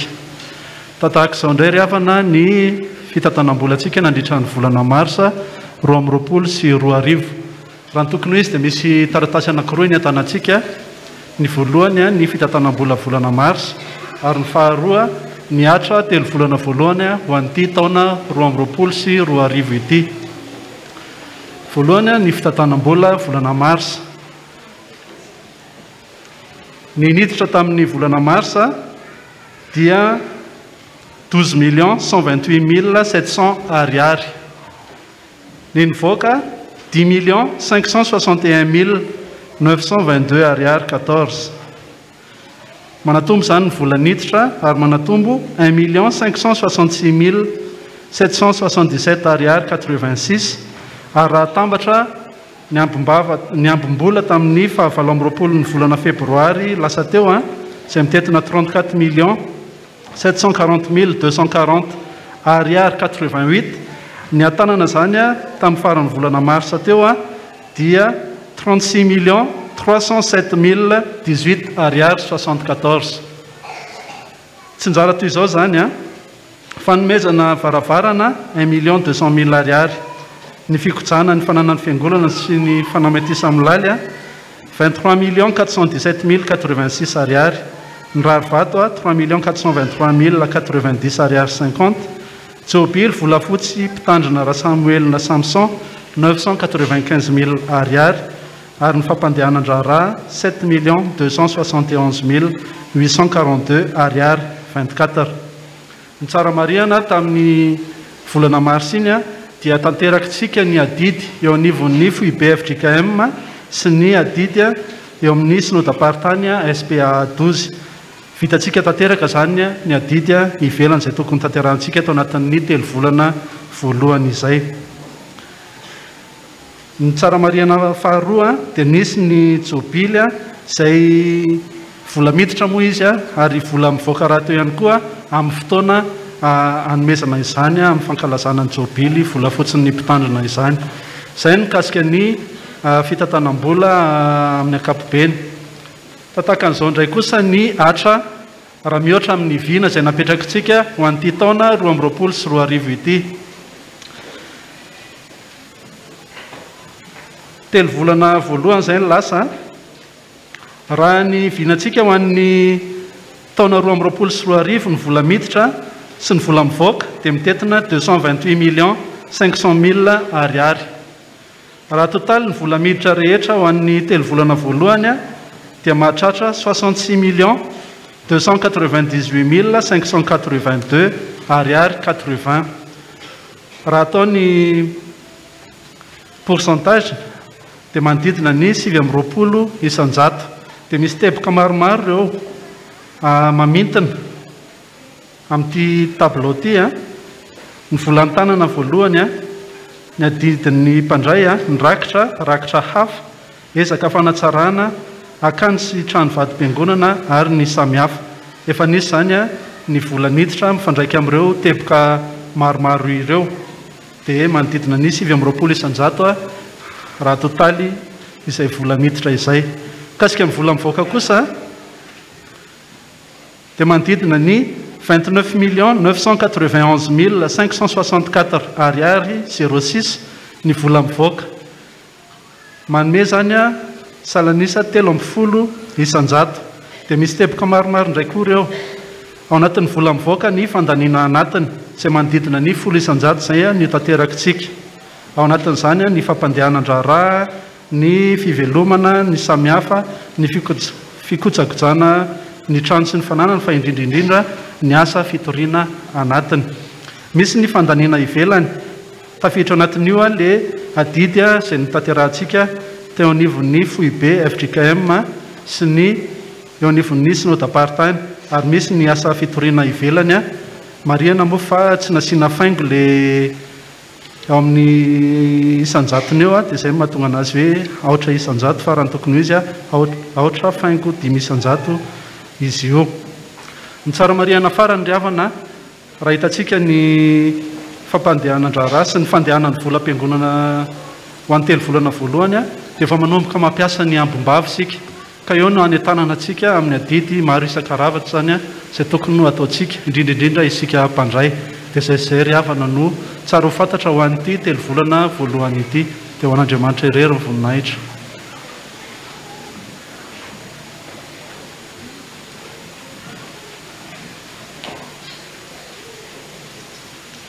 Miarabantsika amin'ny anaran'ny fikambanan'ny diakona sy ny olona. Manentana antsika izany fandraisana tamin'ny fandrarahana teo ihany a fa ny alahadin'ny diakona sy ny olona izany a dia ny 7 ambin'ny folo ny volana aprily a 2020 sy 2020. Marihana fa andro pasika zany a io andro io.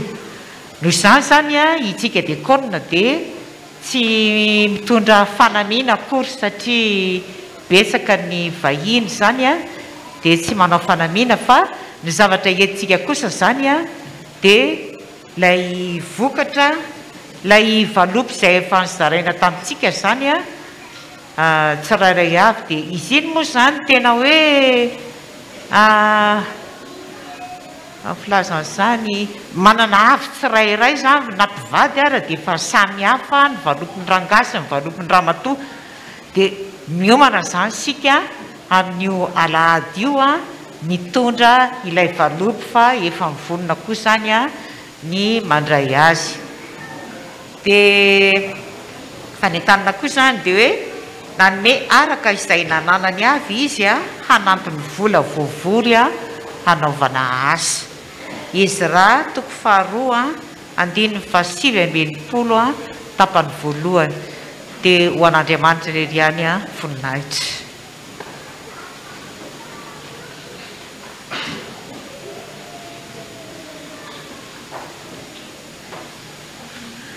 Dia mbola manonona fiadanany tompo atsika mpianakavy amin'ny finoana.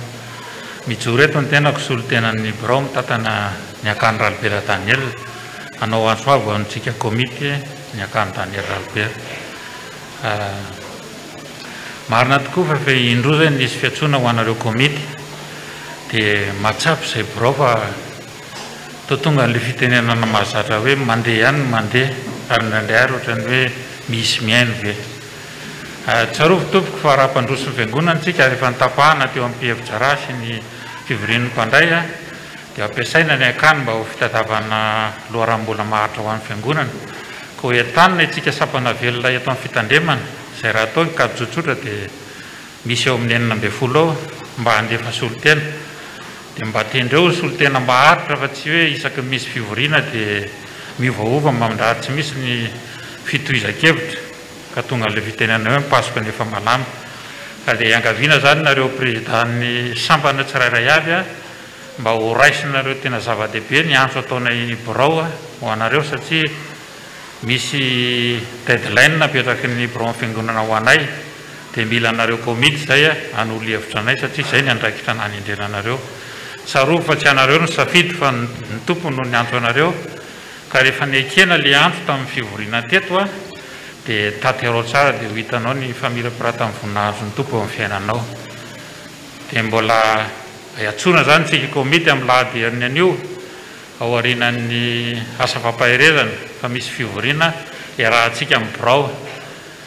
Zava-dehibe no dinihana amin'izany satria eo no mbola volantsika ny foto-dalàna sy ny fitsipika mantiny izay entina hiasana mandritra ny taom-panendrena na ny endrenantsika.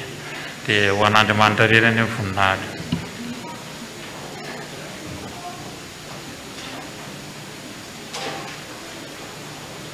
faly miarabanareo amin'ny anaran'ny Jesosy Kristy Tompo mijoro eto ny tenako solontenan'ny sampana tanora kristianina amin'izao alahady natokana natanterahana ny vokatry ny STK izao. Dia voalohany indrindra dia misaotra sy mankasitraka ny fiangonana ny amin'ny fanohanana rehetra izay nataon'ny fiangonana ho an'ny sampana tahaka ny fitondrana-bavaka. Dia manarak'izay tompoko dia mbola manentana sy manasa anareo hatrany izahay amin'izao vokatra izao mba handray anjara amin'izany amin'izany fanohanana izany. Dia azonareo atao hatrany ny manohana anay amin'ny alalan'ny valopy sy ny fanjifana ny hani-masaka izay fanomanay atsy aby tokotany Atsinanana. Dia mbola mangataka hatrany izahay mba hoentinareo ambavaka hatrany izany sampana izany. Dia mino izahay fa tena izy vokatra tokoa any sampana ny fanohanana nataonareo ary ery lehibe ho anay izany. Dia ho an'Andriamanitra irery ny voninahitra.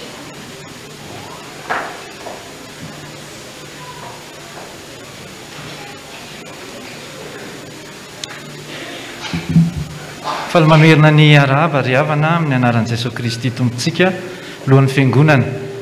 Antony anankiroa no ijoroako eto isoloko tena ny sekoly tany ketsa dia ny voalohany indrindra misaorana an'Andriamanitra fa tanteraka soamatsara ny AG voalohan'ny sampana ny alahady lasa teo. Isaorana eto manokana ihany koa ny mpitandrina mianakavy, ny birao fiangonana, ny ray aman-dreny izay tonga nanohana ny antso, ny mpikambana rehetrarehetra ary sika fiangonana tondram-bavaka izany fotoana izany. Ny antony faharoa dia ny amin'ny hetsika efa fanaon'ny sekoly tany ketsa isaky ny alahady mipasika, izany hoe ny mofo mamy mipasika. Androany izay no manomboka ny fizarana ny tapakila ho an'izay rehetra maniry handray anjara amin'izany. Eo ivelany misy latabatra manokana rehefa avy eo afaka mandray antsika. Ny tapakila ihany koa dia afaka raisintsika eny anivon'ny mpikambana tsirairay avy amin'ny birao sy izay rehetra miaradia amin'ny sekoly tany ketsa. Ampatsiahivo keto ilay izy amin'ny alahady pasika fa 17 ny volana aprily no andraisantsika izany mofo mamy pasika izany fa manomboka androany dia fa afaka manantona ianareo afaka manjifa izany. Dia ny voninahitra an'Andriamanitra irery ihany.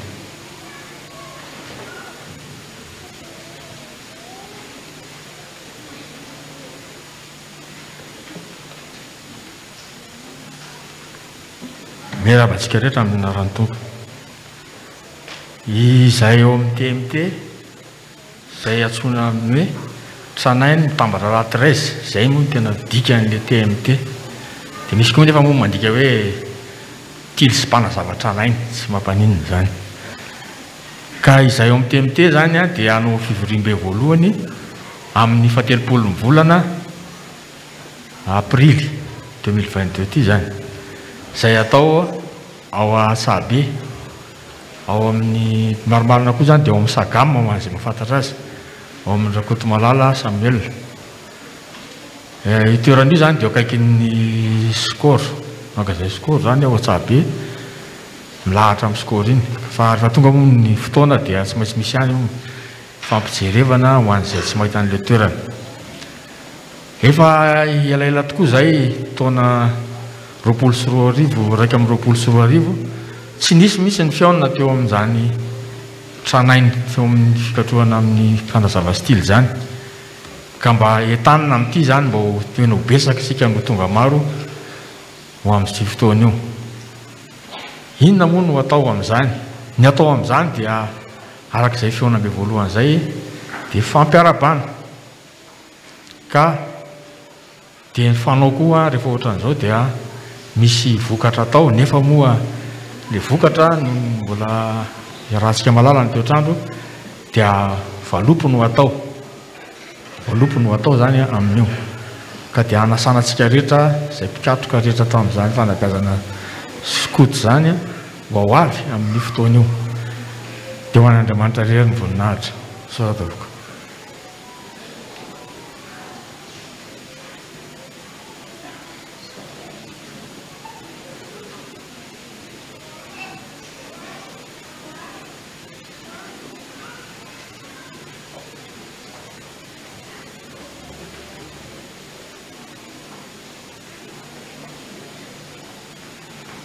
pastera toko fa tsy dokotera akory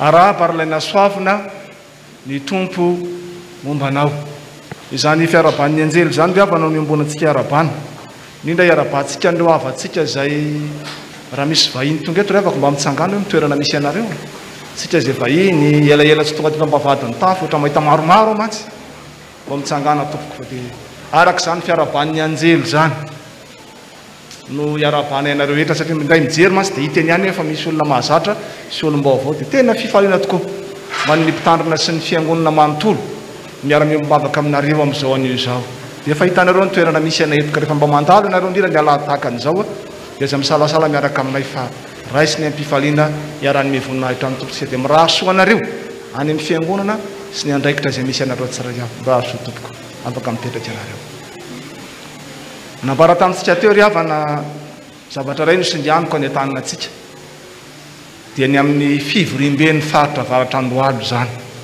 fa izay tamin'ny andron'ry dadabe teto amintsika fahiny dia synodam-paritany zany avaratra andohalo zany ary rehefa mivory zany avaratra andohalo zany vahoaka manarivony amanalany mihitsy fa tao ao efa androny zafikelindray moa zao dia somary tena ny evitsy tokoa mamonjy an'izany fivorimben'ny faritra varatra andohalo zany ka zany no anetananao sady ry havana an'io mbola amin'ny sabotsy 23 avril lay izy kanefa an'io dia efa etany ianao andamina ny fandaram-potoana feny amin'ny efizay mambo malazy sika manomboka amin'ny sivoramaraina amin'io sabotsy 17 ny volana aprily io hiavaka manokana amin'ny fotoana amin'io satria sady toratsika mbavaka ny asa tao amin'ny faritra sy ny fiangonana rehetra tao anatin'ny faritra iarabantsika reo mpianatra zay nivoaka ny sefala sy ny setela vaovaovao eo ihany koa ny fotoana zay iombonantsika amin'ny pastera samsona mivady eto anatin'ny faritra ihany keo dia mbola miaraka amintsika amin'io dia miavaka manokana ihany keo amin'io fotoana io moa fa akoatran'izay fampizarana sakafo maivana dia isany indrindra kira-pilazantsara iarahana mitarika Christophe Ratrema amin'io ka dia anytanana antsika rehetra iavana tsy nindrindra kira akory ny zava-dehibe na ny sakafo maivana fa ny fahatsiarovanao fa zava-dehibe tokoa ny fambalentsika ny antson'ny mpitory filazantsara hoe aza mahafoy ny fiarahantsika miangona dia ataontsika zava-dehibe ry havana satria maro ny programme kanefa aza atao ambany zavatra ny amin'izany fivorembentsika atao anatin'ny faritra varatra andohalo izany dia maro be ny raha nambara tamintsika teo ry havana ny fanahin'ny tompony io mba tsika azahoantsika mahantanteraka zay tandrify atsika tamin'izay rehetra nambara teo mialohan'ny farany ry havana mpanompon'Andriamanitra nahazo fahasoavana ka manantanteraka rakim-pisaorana misaotra an'Andriamanitra aho tamin'ny fahatanterahany fanambasinana ny fanambadianay tamin'ny 9 matsa 2024 lasa teo dia manolotra rakim-pisaorana vola ray etsy ariary ary mangataka vavaka ho anay mpivady vao ho an'Andriamanitra ny voninahitra misaotra ny Jehovah lalandava aho eo ambavako mandrakariva ny fiderana azy misaotra an'Andriamanitra lehibe aho noho ny fahasoavana azo ny mpanompony mangataka vavaka mba ho tantanan'ny tompo sy ho tsimbin'Andriamanitra hatrany ane ny diany ny fiainany ary ny fianarany dia mangataka nira firana fanampy ny 720 izay ataontsika ao anatin'ny rakitra izany firana fanampy ny 720 ary indrindra mangataka vavaka ihany koa dia manolotra rakim-pisaorana vola ray etsy ariary izay mitsinjara toy izao 3 alina ho an'ny estike 2 alina ho an'ny pasteur Andrianasoa Alain 2 alina ho an'ny mpitandrina mpanampy pasteur Onja 5 sy alina ho an'ny asa sosialy ary ny 5 sy alina kosa ho an'ny asa sy fampahirezana sampana fifoazana izany farany ry havana fa tsy kely indrindra isaorantsika ny tompo fa nitombo isandray ny fianakaviam-ben'ny mpivady kristianina marina fa tsy teto amintsika izy mivady no atao mariazy tsy anefa tena zanakitsika mihitsy izy dia mangataka azy mivady mba hitsangana ry havana Andriamatoa Rakotoary manana miary sy Ramatoa Rakotoniaina mampionona pagela vadina mba mitsangana nareo mivady hoe dia milaza ny ambony reny hoe tsy mahita nareo dia aloha nareo mba mandro soety mba hitany havanareo rehetra tompoko aloha mba mandro soety nareo mivady mba hitany rehetrarehetra dia ny fianakaviana zay manotrina ry havana mba saiky mba hitsangana eo amin'ny toerana zay misy azy fianakaviana zay manotrina hitanareo mivady mba tena mba hitany rehetrarehetra tsy mahita masina ny ambony rihana dia aloha mba hita zao ndreo zareo mivady dia hitekitsika ry avana fiarabana azy ireo.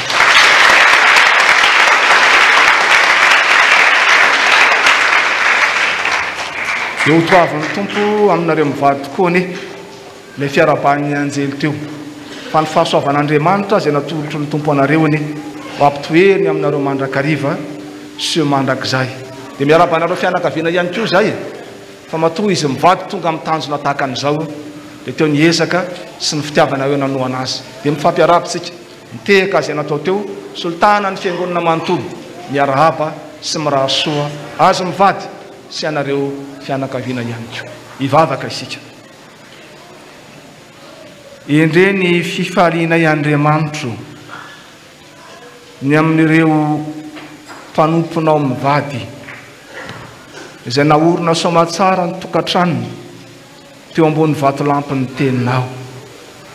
Ny fanahinao tompo no efa nampifankatia azy roa, ny fanahinao ny ampaharitra azy ireo amin'izany, ary dia ny fifaliana izay nomenao azy tamin'ny asabotsy enina amby roapolo ny volana maritsa lasa teony ho tehirizinao ao anatin'ny mandrakarifa satria ny fiarahan'izy mivady aminao Jesosy no tena fifaliana. Dia kiny nefenao aminao ny tokantranony sy no aviny fa tsy ho azy mivady ihany, ho an'ny fianakaviana roa tonta ihany koa izay efa nakampanao iray tompo ny amin'ireto tanoranao ireto. Dia no nomba ny fianakaviana mandrakariva ampatsiaro azy fa tena fifaliana ny fiarahana aminao Jesosy, fifaliana tsy mifarana tamin'ny fotoana n'izao mariazy nyreto tanora reto ihany fa mitohy mandrakariva indrindra ny mifanjakanao. Fa tsy adinonay koa tompony mivavaka ho an'ireo mpanomponao rehetra izay nanao rakim-pisaorana tamin'izao anio izao, ao ny naorina samatsara ny tokantranony sy ny fanambadiana ho tehirizinao mandrakarivany, ao ihany koa ny nahazo fahasoavana ka andeha lavitra anohy fianarana anana fiainam-baovao. Andriamanitra mitoetra ianao tompo ary Andriamanitra ny mandeha ianao nomby reny tanoranao sy reny mpanomponao reny ahatsiarovany mandrakariva fa nahita mbavadiny tafo izy na ny mitoerana hafa dia miaraka aminy mandrakariva sy momba azy ianao Jesosy. Dia amin'ny anaranao ry Jesosy a Kristy tomponay nanonona izany vavaka izany misaotra andria tompo, amen. Afaka mipetraka sika ry avady amin'ny raha soa anareo mivady aorina tokantrano sambatra eo ambany fitantanan'ny tompontsika. Raha soa rezy mivady afaka mipetraka ihany koa anareo fianakaviana ry afaka. Dia ho an'Andriamanitra ry avana ny voninahitra fa ny fanahy masina kosa omba antsika rehetra azahoantsika manotanteraka izay rehetra tandrify antsika tamin'izay rehetra nambara teo.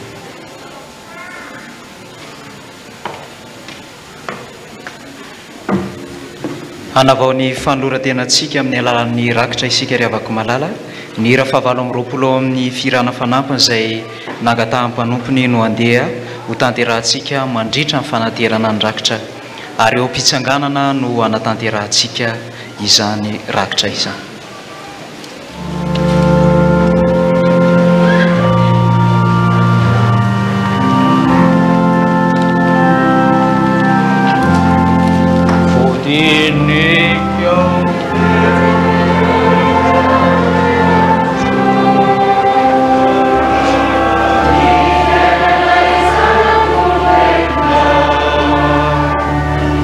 Tsy misy izay miafina mikotsitanao, ianao no manendry izany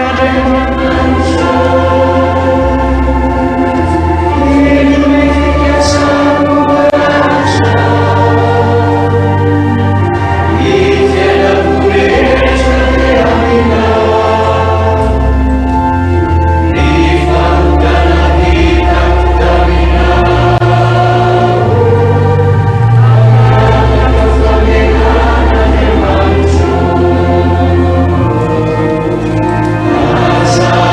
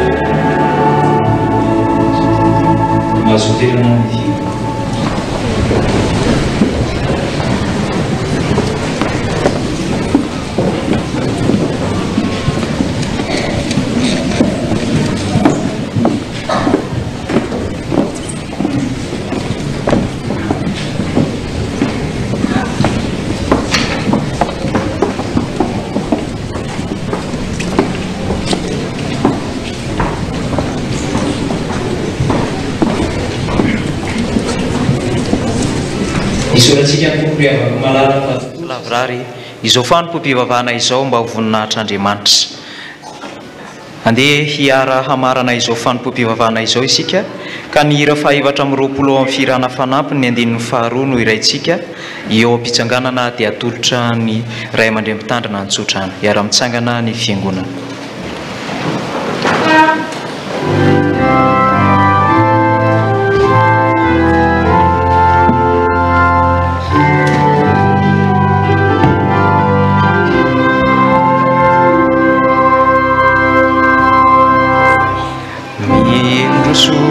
Miasa tanoni finoana azamba matahotra namana iaiza miady mitafiny firaisasa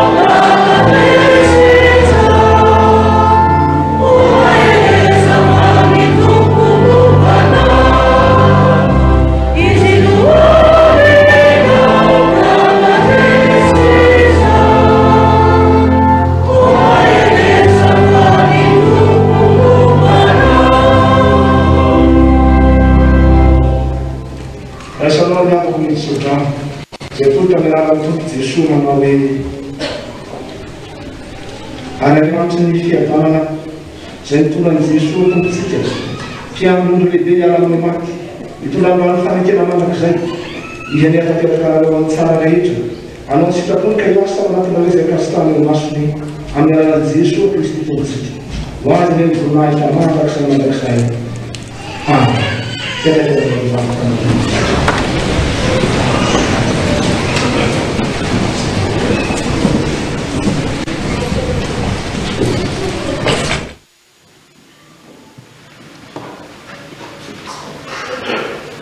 ho an'Andriamanitra irerianany ny voninahitra amin'ny anaran'ny Ray sy ny Zanaka ary ny fanahy masina. Amen.